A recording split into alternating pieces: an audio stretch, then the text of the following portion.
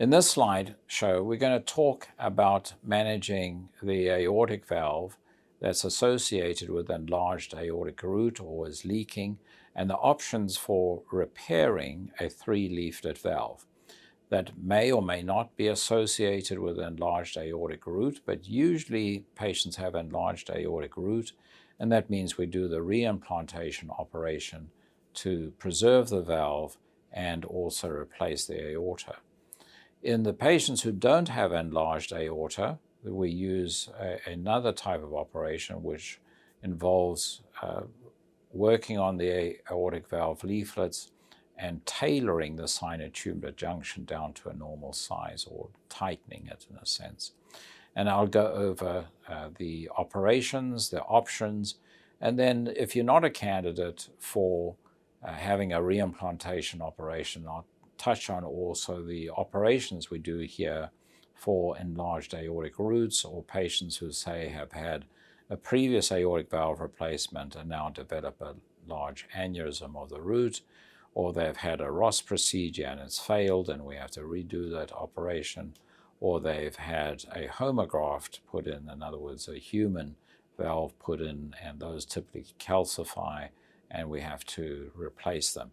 So I'll go over all the options and what the survival looks like with the various operations, and what we call the freedom from reoperation, which we usually use as a standard of 10-year risk, and the pros and cons of the approaches and the results of the various operations we use. This talk is entitled Aortic Valve Regurgitation, When to Do the Ross versus Repair versus Replace with Root Management. And note, this is for aortic valve regurgitation in particular.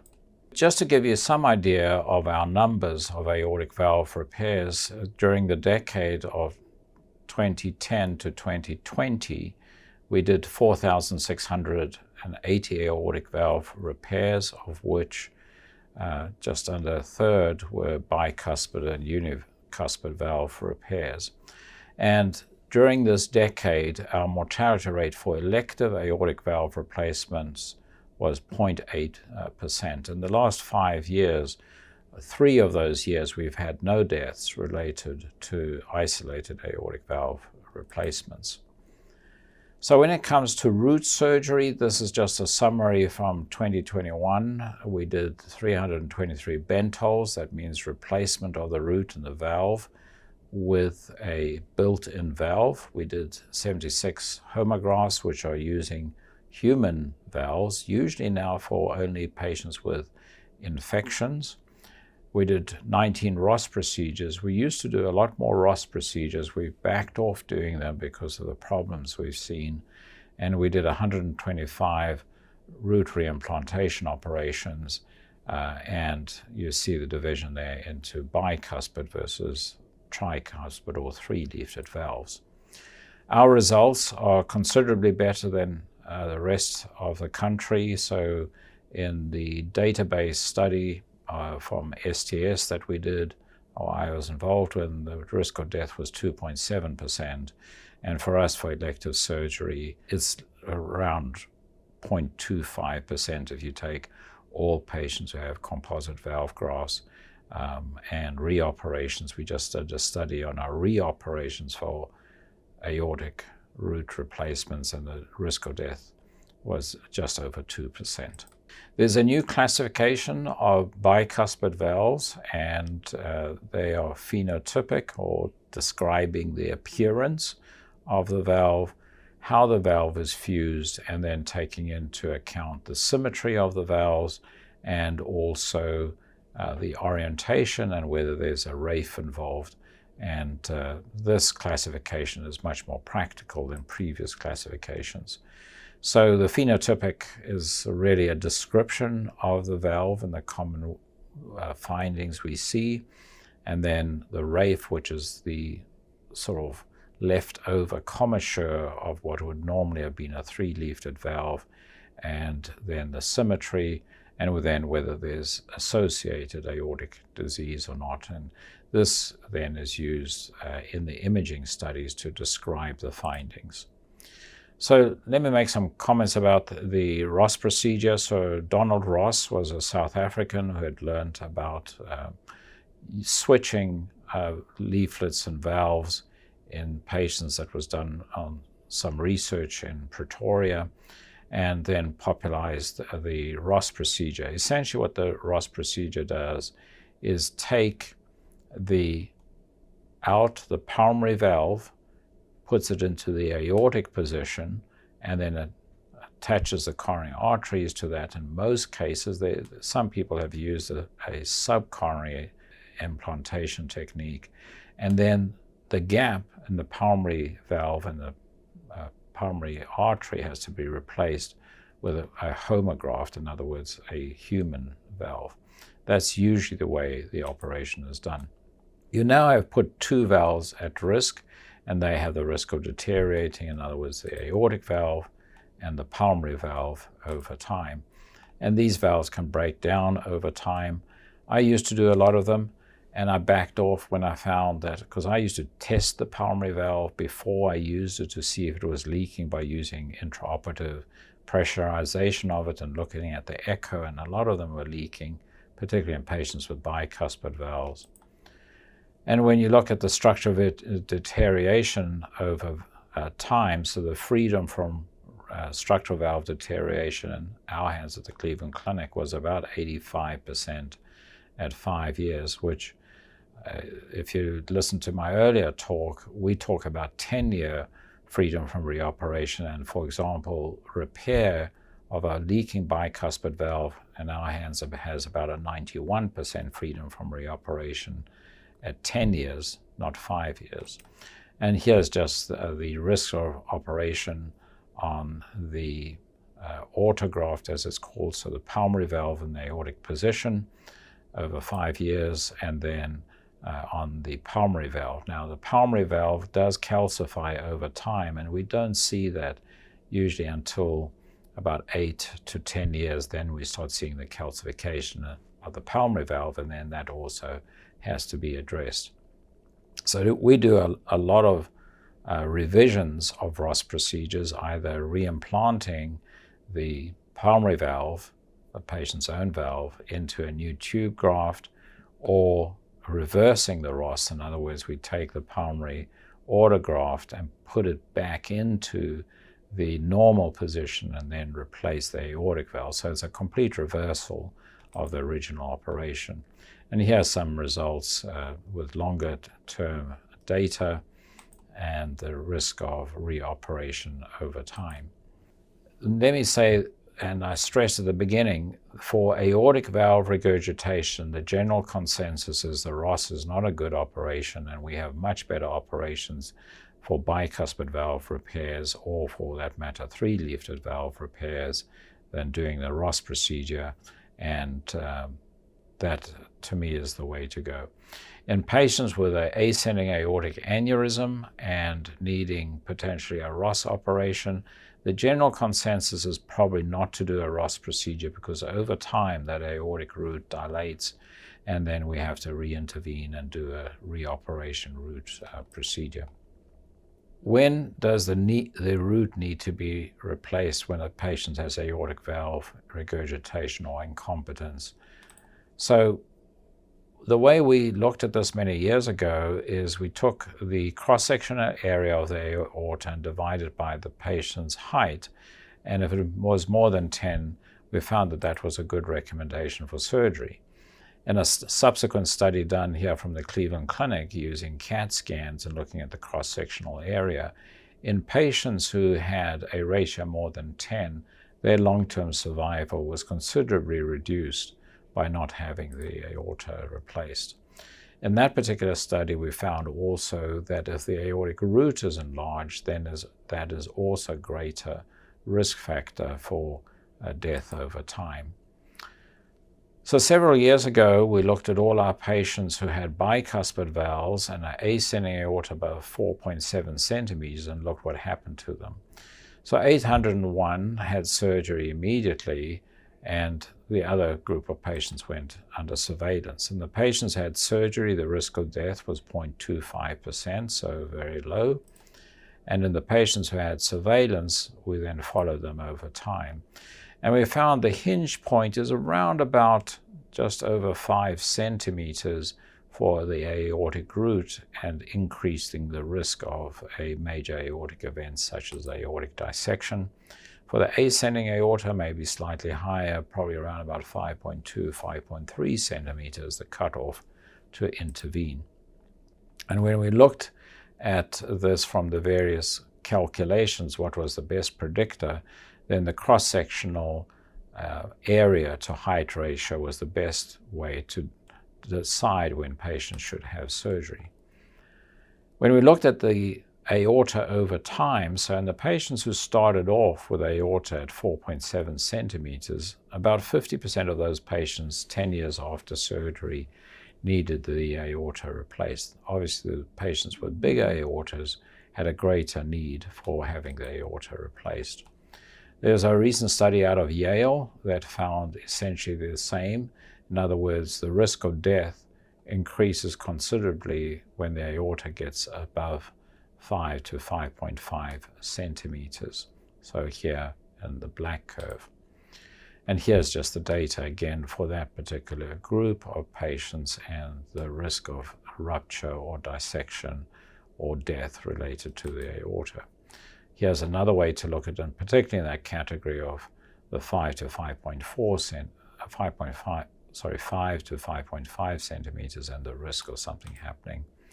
And there, the hinge point is very similar here at about 5 or a bit more towards below 5 centimeters. In their study, the risk of a serious event increases tremendously. Also in their study, they found in older patients, this size is a bigger predictor of an adverse aortic event. So what do we do for bicuspid valve repairs and also for 3-leaflet valve repairs? This just shows the figure of 8 hitch-up suture that I use in my patients to improve the chances of a successful aortic valve repair. This happens to be a bicuspid valve, but I also use this for 3-leaflet valves. The way I teach my residents and trainees to look at the valve is to follow the schema, the class schema. So you look at the commissures, the leaflets, the annulus, sinuses of Valsalva, and the sinotubular junction. And this is a functioning unit, so everything has to be addressed and work together to result in a successful repair of a 3-leaflet valve or a bicuspid valve. Here's one study, so I'm going to run through a couple of studies that we've done to try and clarify what the best approach is for patients with, in this case, bicuspid valves. So the question was whether putting a tube graft above a bicuspid valve repair results in better results than just doing a bicuspid valve repair. This is the clinical question for the study. So we looked at 842 of our patients who had bicuspid valve repairs and divided them into those who had an ascending aorta plus repair or just the bicuspid valve repair alone. Essentially, not much in the way of difference. The patients who had the bicuspid valve repair alone had a slightly lower risk of survival out to 12 years, but not statistically significant. Severe aortic valve regurgitation really made no difference whether we replaced the aorta or not. And as far as root dilatation, also did not make a difference. And our cutoff for root replacement is 4.5 centimeters. And freedom from reoperation is essentially the same in those two groups. Reoperation for aortic valve stenosis, so calcium buildup on the leaflets, was essentially the same. And reoperation for a leaking valve was also very low. So remember, these were patients who had a leaking valve that we operated on, and 92% were free from needing an operation because the aortic valve was leaking. And as far as root dilatation, very few of those patients needed a reoperation for that. Our conclusions from that study were that the outcome from bicuspid valve repair is excellent with or without ascending aortic replacement. Stabilization of the sinotubular junction does not seem to influence the durability long-term of these repairs. And ascending aorta replacement, we believe still the cutoff should be about 4.5 centimeters for replacing the aortic root, or for that matter, the aortic arch. We did another study looking from 1985 to 2011, all patients who had bicuspid valve repairs. There were just under 2,000. And then we looked at the more modern cohort from 2001 to 2011. And obviously, you then get long-term outcomes when you choose a population like this. So 1,124 patients with bicuspid valve repairs. These are the various operation techniques that we use to repair the valve. I won't go into them, and it all depends what the findings are at the time of surgery. So if you look at the risk of reoperation out to 10 years, came in at 91% freedom from reoperation at 10 years. If you look at our modern series versus the entire series, then the modern series had better outcomes. So we've become better at repairing bicuspid valves over time. A couple of technical points. So when we used the figure of 8 suspension stitch that I showed you at the beginning of this talk, the risk of reoperation was much lower than the whole group of patients.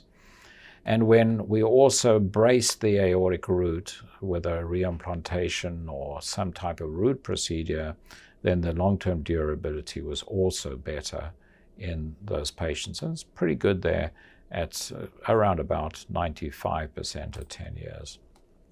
I mentioned in one of the talks earlier that when we compared the patients who had the operation to age and sex and race matched US population, the outcomes as far as survival were the same as the general population. So as far as the recommendations from that particular study, we think it's very important to follow the class schema, avoid repair in patients with stenosis and calcification, and patients with severe aortic valve regurgitation from fenestrations, and use the figure of 8 suspension stitch and brace the annulus and root when needed, just as we do with mitral valve repairs. So what about comparing bicuspid valves versus 3-leaflet valves and aortic root replacement using the reimplantation technique? So in the reimplantation technique, we free up the valve as I described, and then we put pleated sutures through the left ventricular outflow tract below the aortic valve through a Dacron plastic tube graft, and then we hook up the coronary arteries to the side, and the valve now sits within that tube. So we then looked and compared the outcomes of 3-leaflet and 2-leaflet valves during this period ending in 2017, so 607 patients. And what happened in the series showed that leakage of bicuspid valves occurred more quickly than the 3-leaflet valves. When we look at the risk of reoperation, the bicuspid valves had a higher risk of reoperation. However, that was not statistically significant when compared to the patients who had the 3-leaflet valves. The survival was also no different, but on the other hand, the bicuspid valves did particularly well in that series. And as far as residual aortic valve regurgitation, bicuspid valves still had a bit more residual regurgitation over time. So another study we did was asking the question, in patients who don't have a big root, would it be helpful to use the reimplantation operations to try and preserve the leaflets? And the advantage of a reimplantation operation, you've got much more control in preserving a 3-leaflet valve that is leaking. And this is obviously is in valves where there are no major issues with the leaflets. And the results were pretty good, long-term out to 10 years shown here. Another study we looked at was, okay, so how does a reimplantation compare to the Bentall operation where mechanical or biological valve is put in patients with 3 leaflet roots. So we had 643 patients in this. The risk of death was 0.16 with a reimplantation, 0.22 for the bent holes, and the freedom from reoperation for the series was 97% at 10 years. So really excellent risk of reoperation. In other words, in the patients we did the replacement of the aortic root, either with a bent hole or reimplantation operation, long-term results are really good, and the risk of another operation is low. So here's the survival, no difference between the two groups. Here's the risk of developing severe aortic valve regurgitation with the reimplantation with your own valve versus the bent hole, really no difference. When it comes to the gradient, the pressure drop across the aortic valve, the reimplantations, because that's your own aortic valve, the results were better. If you look at the heart's recovery after the operation, slightly better with the reimplantation operation, and freedom from reoperation in the reimplantation patients was very good, over 97, about 98%, and none of the bent holes needed another operation within 10 years in that category time period that I mentioned. So another operation we do for leaking 3 leaflet valves is we do a repair of the valve and we then tailor the sinotubular junction. So this is a sinotubular junction, and here's a smaller graft that we're using to narrow down this, because that's sometimes the reason the valve leaks, and putting tension on it to hitch it up. And here we have put in what we call Cabral sutures, and you see a very nice apposition of the leaflets. And how do these hold up? So it turns out there's very little difference in our hands with the reimplantation, the remodeling operation, which I really didn't discuss, and the tailoring operation as far as long-term outcomes. But bicuspid valves do have a higher risk of failure over time, and that's because it's an abnormal valve. And here this just shows the risk of a bicuspid valve versus a 3-leaflet valve. Also, we're very gratified that Marfan syndrome, and I'll talk in the other talk about connective tissue disorders of other types, the results are very good, and also for patients with aortic dissection or generation. And then, as I mentioned, the bicuspid valves aren't quite as good. So here's another series, 957 patients who had a root procedure, and we looked at 4 different operations to compare their outcomes over time in patients who need their aortic valve to be addressed and the aortic root to be addressed. So here are the operations. This is the remodeling or operation, sometimes known as the Yakub operation, where you cut slits into the graft and then accommodate the commissures and sew the valve to the graft, and you sew along the aortic valve annulus. Here's the reimplantation operation, as I showed you earlier. Here's a composite valve graft, and in this case with a tube graft to the left main, an operation that I've done quite a lot of, in particular reoperations. And this patient had additional bypasses to the blood vessels coming off the aortic arch and an elephant trunk procedure. Then there's the biological composite valve grafts. We often make those on the table ourselves. So we take a biological valve, sew it into a new tube graft, and then we replace the aortic root. And then there's the allograft or homograft, so a human valve that is used. So how do they do? Well, we started off with a series that's more or less equal in proportion of patients in each category. And here's the survival over time. So the valve-preserving operations, so reimplantations or remodelings, and the patients who had bent hole mechanical valves had excellent survival out to 15 years, so around about 85% 15-year survival.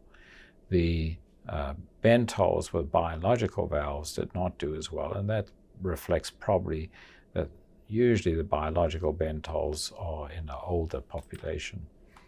As far as gradients across the valve, in other words, resistant the heart has to pump against, the valve-preserving operations or reimplantations and the transplants had the lowest gradients. As far as risk of reoperation over time, for the valve-preserving operations, it's usually leakage. For composite valve grafts with mechanical or biological valves, it's usually because of infection of the valves, so endocarditis. In the patients who had the human valves, it's usually for deterioration of the valve and either calcification or leakage, and the valve leaflets essentially fall apart over time. So here's a freedom from first reoperation, and here is what the freedom from reoperation looks like. So composite valve grafts hold up very well over the long term out to 15 years with something like 97% free from another operation. Valve preserving operation hold up very well, but then deteriorate over time. But remember, this is an older series, and it's mainly remodeling operations, which we now avoid. The reimplantation operation holds up much better. And then the allografts, as I mentioned, start deteriorating quite markedly after about 7 years. When it comes to the risk of operation and a reoperation for an aortic valve at the Cleveland Clinic, after about 2006, maybe 2010, there's no difference in the risk of death at the Cleveland Clinic if you have a reoperation of your aortic valve versus an isolated aortic valve. And long-term survival is quite similar. This shows data out to 20 years. So why do we repair the valves? And the reason is that in patients with mechanical valves, this is an older study from the turn of the century in 1999, and about 50% of patients with mechanical valves at 10 years will have had some problem with the mechanical valves. The survival is very good, but there is the risk of clot, bleeding, and related to the valve. So that's why we like to repair the valves. The question that sometimes comes up, should I have a cow valve, pericardial valve, or a human valve? There's no benefit. And the cow valves over time deteriorate slowly, whereas the human valves can deteriorate quite suddenly, and it's much easier to reoperate on a patient who had a cow valve put in than a patient who had a human valve put in. And so that's the reason why here in powder blue, particularly in younger patients, we do a lot more repairs. Having said that, 2 weeks ago, I operated on an 81-year-old lady who particularly wanted me to keep her valve leaflets for her. And so I did a reimplantation operation for her, and she fortunately did well. So I hope you find this talk useful and that you get some insights into what we do for these type of procedures.